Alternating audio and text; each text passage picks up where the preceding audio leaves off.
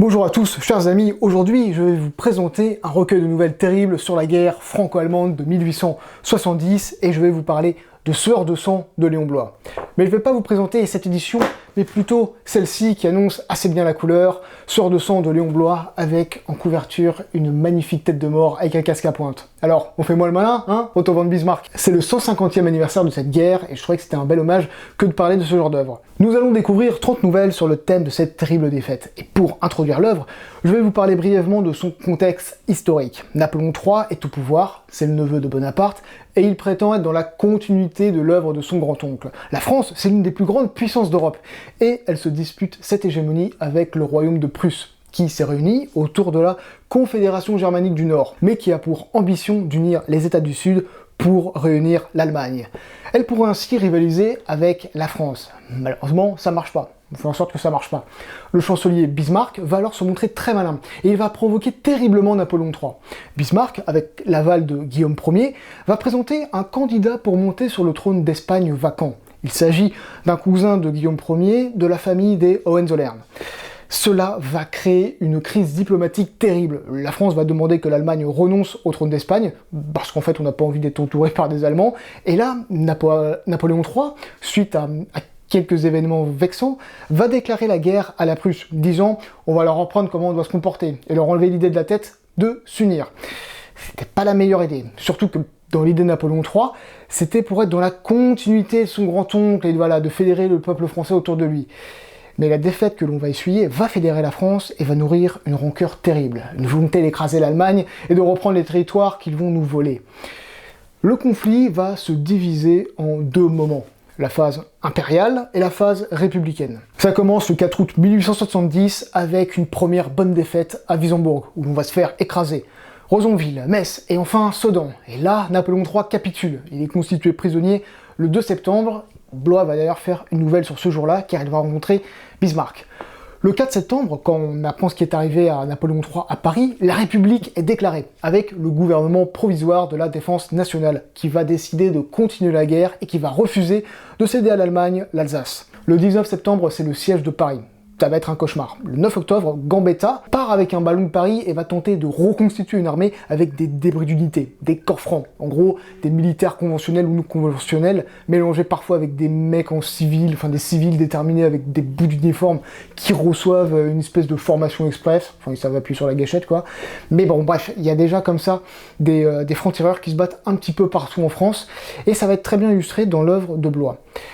Lui-même fait d'ailleurs partie d'un corps franc. On va gagner des batailles en France et on va en perdre. Bon d'accord, à part la bataille de Bapaume et quelques escarmouches, on va surtout en perdre. Paris va souffrir terriblement, mais les Français vont se battre avec détermination, et ça va nourrir un mythe héroïque. On n'oubliera pas que les Français étaient en infériorité numérique par rapport aux Allemands, qui étaient aussi mieux armés, mieux préparés, mieux organisés.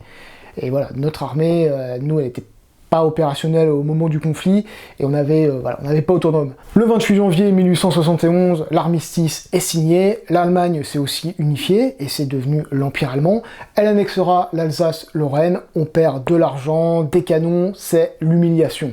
De cela viendra une insurrection qui est la Commune de Paris, et qui commence le 18 mars, et qui prendra fin lors de la Semaine sanglante, entre le 21 et 28 mai 1871.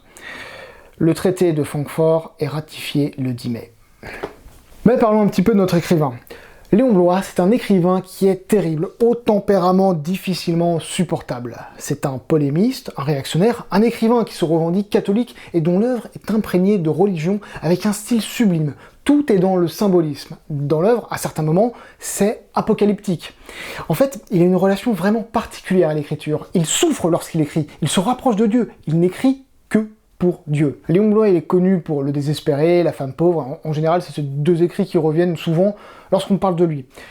Pour parler de Bloy, je vais me consacrer à ce qu'il le rapporte directement à Sueur de sang.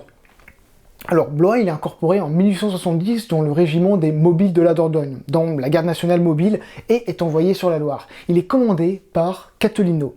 Alors, il va composer ses récits à partir de sa propre mémoire de soldat, mais aussi à partir des mémoires de Catolino. Et là, on peut retrouver quelque chose de formidable sur le site de la BNF, c'est les mémoires de Catolino. Catolino destine à ses volontaires ces mots magnifiques qui n'ont pu qu'inspirer avec passion notre auteur. Quand j'ai vu l'étranger envahir la France, mon âme s'est indignée. Je vous ai appelé, vous êtes venus vers moi. Et ensemble nous avons combattu pendant 6 mois. C'est donc à vous, mes chers volontaires, que je dois consacrer le récit fidèle de cette campagne. Et un peu plus loin. Que l'amour de la France qui nous a soutenus, que celui de Dieu qui nous a protégés, vive dans nos cœurs, et qu'à la vie, à la mort, nous n'ayons d'autre cri que Dieu et la France. Voilà, donc Léon Bloy s'est inspiré de cet écrit et de d'autres ouvrages, de d'autres témoignages pour donner un petit peu une consistance réelle à son œuvre. Et c'est ça qui est vraiment horrible en fait. C'est que ce qu'on va lire, c'est le cauchemar. Et il se base sur des événements réels qu'il va développer, qu'il va arranger avec son style, qu'il va romancer. Il peut partir d'un fait, d'une situation, d'un personnage pour composer ses nouvelles et retranscrire toute l'atmosphère de cette période. Voilà, nous ne sommes pas dans l'authenticité historique, nous sommes dans le symbolisme, sauf pour la nouvelle où il fait la rencontre avec Bismarck, mais bref. On est dans quelque chose où les hommes et les femmes se révèlent pendant la guerre, avec cette vision spirituelle du monde, cette dimension patriotique, voilà, faire tout pour la nation. Le Gil Blas est un quotidien pour qui Léon Bloy a déjà travaillé et qui va faire paraître entre novembre 1892 et juillet 1893 les 30 nouvelles de Sueur de sang. Alors, comme je vous l'ai dit, il écrit et va les écrire dans la contrainte. Il fait ça pour manger. Ça l'épuise, mais cela va lui être salutaire. Il écrit en juillet 1893, comme il est indiqué dans la préface de cette édition, « Je souffre terriblement de cette corvée littéraire, et je voudrais bien que Dieu ne me l'infligeât pas plus longtemps.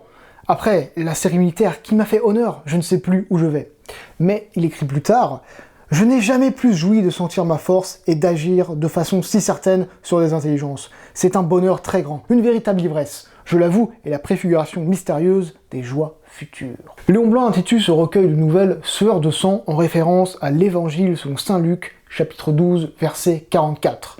Et sa sueur devint comme des grosses gouttes de sang qui tombaient à terre. Cette phrase se retrouve dans le récit de l'agonie du Christ. Bloy va reprendre cette même phrase en latin pour inaugurer ce recueil. Amis latinistes, je vous épargne ma prononciation. Il s'explique en disant que l'identité symbolique de la France, c'est le royaume de Dieu. Quand la France souffre, Dieu souffre. Il affirme alors, je le lis, « La France est tellement le premier des peuples que tous les autres, quels qu'ils soient, doivent s'estimer honorablement partagés lorsqu'ils sont admis à manger le pain de ses chiens. Quand elle est heureuse, le reste du monde est suffisamment heureux. Dût-il à payer ce bonheur de la servitude ou de l'extermination ? Mais quand elle souffre, c'est Dieu qui souffre. C'est le Dieu terrible qui agonise pour toute la terre en suant du sang. » Les 30 nouvelles plongent le lecteur dans différents événements qui se déroulent au cours de l'avancée des Prussiens en France, avec des combats terribles du côté des soldats, les civils concernés de voir les Prussiens arriver dans leur village, qui vont réaliser des crimes de guerre atroces. On a même parfois le point de vue d'ecclésiastiques qui viennent encore plus souligner le fait que les peuples germaniques, en fait, les Prussiens qui arrivent, et les autres, ce sont des démons, même si eux se revendiquent aussi chrétiens. C'est une œuvre qui mêle nationalisme, catholicisme et anti-germanisme. On a une écriture épique, tragique, la douleur et le scandale imprègnent chacune des phrases de manière grandiose, ou grotesque peut-être. Voilà, y a quelque chose en fait dans toute cette violence qui va rejoindre le délire, la folie. On rigole parfois sardoniquement. Et c'est assez intéressant parce que j'ai pu entendre dans une émission de radio que de nombreux fans de Céline aimaient aussi Léon Bloy. Et que, en fait, on le doit un petit peu à son style, en fait. Il y a des moments de dialogue remplis d'argot en rupture totale avec la narration. On retrouve une franchise dans certains propos tenus par les personnages, comme on retrouve certains personnages absolument immondes, mais qui restent finalement très humains. Alors, si on met de côté l'aspect épique, imprégné de patriotisme, on a des moments très gore, c'est un carnage. À cette heure-ci, je n'ai lu que Voyage au bout de la nuit de Céline. Mais vous vous souvenez du passage où notre cher Barthélemy est au front, au tout début, et il voit un officier qui se fait décapiter la tête, en fait. Et en fait, il y a une description atroce, mais qui est presque grand guignol, en fait, qui est un petit peu burlesque. Et bien, chez les Bloy, on retrouve cela très bien. Et moi, j'adore ça. Peut-être est-il aussi un goût pour le combat, mais nous ne sommes pas dans la fascination que l'on pourrait retrouver chez d'autres écrivains, comme Junger par exemple. Le combat doit être mené rudement, avec courage, avec une certaine dévotion. La plus belle chose que l'on peut offrir à son pays, c'est son sacrifice, c'est le martyre. Et on retrouve quand même cette fascination pour la mort dans la gloire, pour le pays, à travers plein d'extraits. C'est quand même une autre époque, bien sûr, on en est loin, Dieu merci. L'auteur va souhaiter mettre sur un piédestal l'âme française face à la barbarie des Prussiens. Alors, Petite anecdote assez drôle, c'est que, c'est marrant, je dis ça parce que tout à l'heure je vous disais qu'il avait un tempérament terrible, Léon Bloy. Et ben en fait, je dis ça surtout parce que il dédicace chacune de ses nouvelles à une de ses connaissances, un copain, à quelqu'un qu'il admire, avec qui il s'entend bien, mais presque chaque personne à qui il dédicace l'une de ses nouvelles, il finit par s'embrouiller avec lui. En fait, ce mec n'a fait que s'embrouiller avec les gens qu'il connaissait. Vraiment, le mec était insupportable apparemment.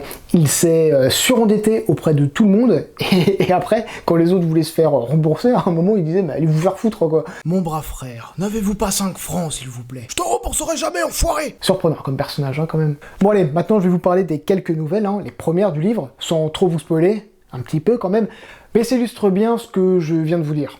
Dès la deuxième nouvelle, on est projeté dans l'enfer de la guerre. Les Allemands sont désignés comme ceux à haïr éternellement. En fait, on retrouve un certain Gueule de Bois, qui est un soldat qui a une haine plus que démoniaque pour les Allemands.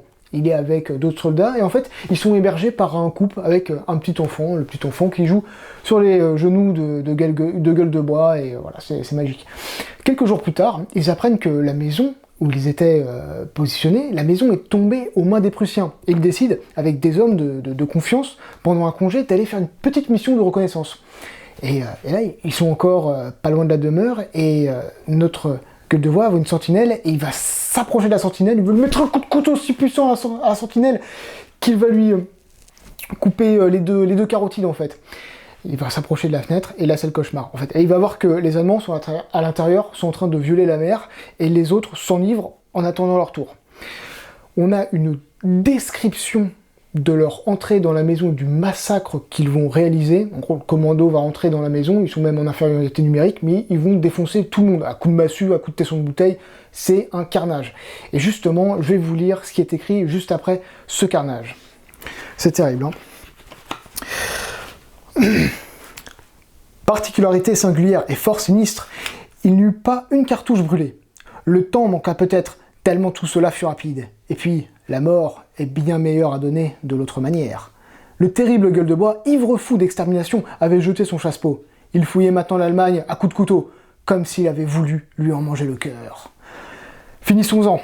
La mère était morte pendant le massacre. Le père fut trouvé dans la pièce voisine, attaché sur son fût de cidre, complètement fou, et regardait avec un drôle de rire le cadavre du pauvre petit pendu à une solive au-dessus de lui.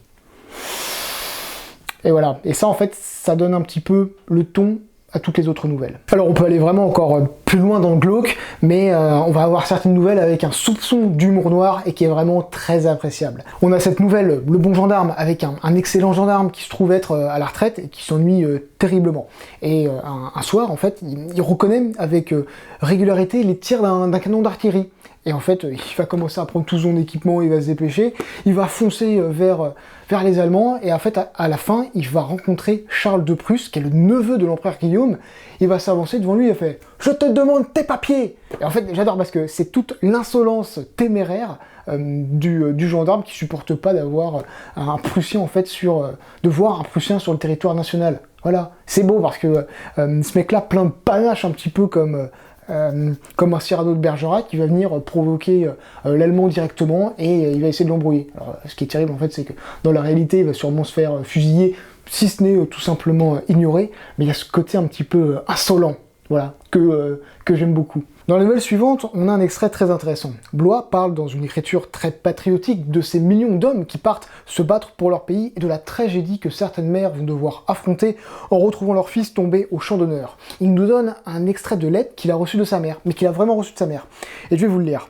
« Mon cher enfant, vous êtes 5 de mes fils devant l'ennemi. Eh bien, je me consolerai plus facilement de votre mort que de l'abaissement et de la honte de notre patrie. » Tout simplement. Et oui les amis, c'est une autre époque. Alors j'en profite aussi pour vous donner une phrase aussi que j'ai vraiment trouvé très très belle, que je vois là juste maintenant. La nuit tombait, la neige aussi, cette neige homicide que je raconterai quelques jours, qui tourmentera si férocement les noctambules et qui paraissait sortir des mufles ou des naseaux de toute cette Allemagne victorieuse. C'est beau et intéressant, hein. Comme quoi le froid a joué contre les Français à ce moment-là de la guerre. Autre nouvelle, la messe des petits crevés. Là, on est dans la mort en martyr par excellence. Alors c'est typique. Pour Blois, il y a deux choses, la patrie et Dieu. On est dans une scène burlesque, vraiment grotesque.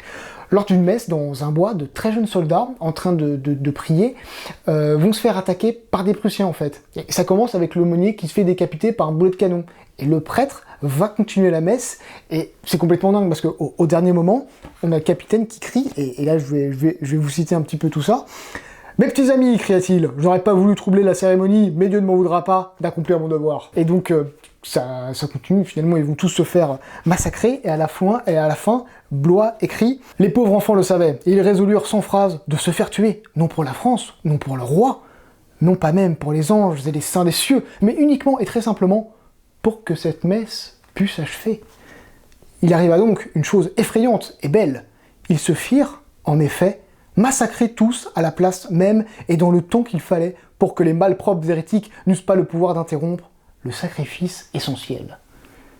Alors, ça continue, c'est effroyable et c'est sardonique un petit peu quand même là, parce que c'est complètement décalé, mais c'est aussi fascinant, voilà. Barbet d'Aurevilly, espion prussien. Très intéressante cette nouvelle. Là, nous est dévoilé une partie du style de l'auteur, et ça pourrait faire penser à du Céline. Cela met en scène Barbet d'Aurevilly qui habitait en face de chez Léon Blois, et qui l'a notamment influencé. Il l'a ramené au catholicisme, il l'a même amené au traditionnalisme. Il va mettre en scène son ami dans une situation qui ne semble pas authentique, on ne sait pas vraiment. Notre protagoniste va refuser dans la rue les avances d'une prostituée qui va se vexer et lui déverser un flot d'insultes, dont celle de Prussien.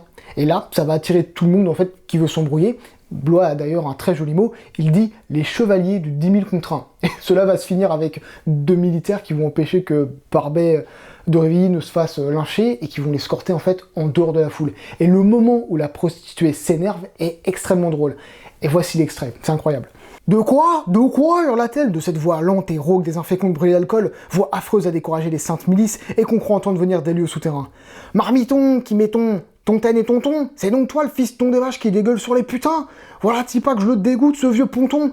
Oh là là, il faudrait peut-être bien lui servir des duchesses sur une pelle, hein, monsieur Aspanella. Dis donc, hé, mufle, tu serais pas l'ami des Prusmards, quelquefois, pour mépriser le pauvre monde avec tes belles frusques de pas grand-chose et tes escarpins vernis?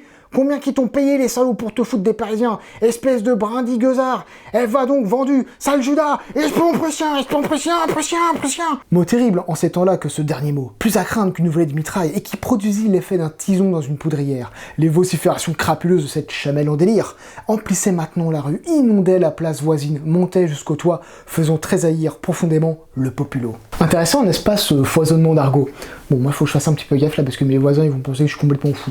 Ah là là, c'est incroyable, hein. On a une vraie rupture entre le style narratif, dramatique, flamboyant et très fin de Léon Blois, avec ces dialogues populaires qui sont assez incroyables quand même. Ça permet de sourire d'une certaine manière. Parmi mes nouvelles préférées, il y a À la table des vainqueurs, qui est absolument génial, avec une chute terrible, on est juste... profondément marqué, choqué par tant d'horreur si bien organisée. Mais vraiment, elle est très très bien. Je pense que ma préférée, ça reste Le Grand Polac. En gros, on a une soixantaine de volontaires, donc 4 mercenaires polonais, qui vont tomber dans un piège et se faire encercler par les Prussiens. Un officier allemand s'approche du lieutenant pour lui dire qu'ils sont à 2 contre 1, que l'honneur est sauf et ils peuvent se rendre sans honte parce que ce serait vraiment dommage quand même pour lui de faire tuer autant de monde. Et là, il y a le Polonais en fait qui laisse pas parler son officier, il s'avance vers le Prussien, il lui coule une grosse tarte dans la tête, et voilà, et ça se termine en fait en fusillade. Et très souvent, comme ça, on est dans la mort volontaire chez Léon Blois. Voilà, le salut, la mort c'est le seul salut, c'est la mort en martyr pour son pays et pour Dieu, en fait. C'est mieux vaut la mort que de se rendre. En fait, cet esprit qui est décrit ici, c'est exactement le même qui animait les Allemands pendant et après la Première Guerre mondiale, et aussi pendant la Seconde Guerre mondiale. Voilà, la mort glorieuse. Junger est dans le même état d'esprit dans ses œuvres de jeunesse. Alors évidemment, lui, il va beaucoup évoluer par la suite, mais c'est la même direction. Comme nouvelle extraordinaire, on a Celui qui ne voulait rien savoir. En fait, c'est absolument génial, parce qu'elle est très drôle finalement, celle-là. On a un soldat en fait qui est ivre H24 et qui réalise des prouesses sur le champ de bataille. Comme il est sous, il voit triple, et Blois explique qu'il doit se multiplier pour mieux se battre, qu'il frappe plus fort quand il boit, bref. C'est absolument incroyable, cette nouvelle est fantastique. Ce genre d'écrit va nourrir le nationalisme français après 1870, et en particulier ce que l'on appelle la revanche. En fait, C'est à cause de ça qu'on a eu des millions de morts au cours de la Première Guerre mondiale, mais c'est grâce à ça que l'on a repris nos territoires. Alors, si vous aimez cette littérature patriotique imprégnée de catholicisme qui met en scène des combats épiques et des histoires sordides, avec tous ces événements grandioses, vous prendrez un immense plaisir à le lire. Vous prendrez un immense plaisir à lire Sueur de sang de Léon Bloy. Certaines nouvelles sont vraiment dures et ont vraiment été écrites pour faire détester les Allemands. Ces choses se sont sûrement passées, hein. Il y a des choses vraiment horribles, et c'est peut-être qu'elles ont été exagérées, peut-être qu'elles sont vraiment romancées, mais ce qui est terrible, c'est de pouvoir se dire que de telles horreurs ont pu vraiment se passer il y a 150 ans. Alors, ce que j'apprécie énormément, c'est aussi les courants artistiques de cette période et la manière dont ils étaient orientés au service de la nation, donc au service de la revanche, et cette détermination militariste et nationaliste qui nous a permis, et au prix de milliers de morts, à retrouver les territoires que l'Allemagne nous avait amputés. On a justement comme ça les œuvres de détail de Alphonse de Neuville qui sont merveilleuses. On a comme ça le rêve d'Édouard de Taille, où l'on peut voir des soldats français en train de bivouaquer dans le calme et la sérénité, avec l'aurore qui se lève avec des couleurs rosées. On a cette ligne de fusil qui crée d'ailleurs un faisceau lumineux avec les baïonnettes qui reflètent le soleil quand on la regarde à l'horizon. Et on peut voir que ces soldats rêvent de ces troupes impériales qui semblent donner un assaut dans les nuages, comme s'ils étaient à la fois les héritiers et ceux qui sont dans la continuité des soldats du Premier Empire et que leur destinée est tracée, et qu'elle va être d'affronter l'ennemi très prochainement. Voilà, donc c'est une toile épique et patriotique exceptionnelle que vous pourrez retrouver bientôt, j'espère, au musée d'Orsay. Cela est aussi l'occasion pour moi de rendre hommage à mon ancêtre Félix Menet, tombé au champ d'honneur lors de la bataille de Sedan.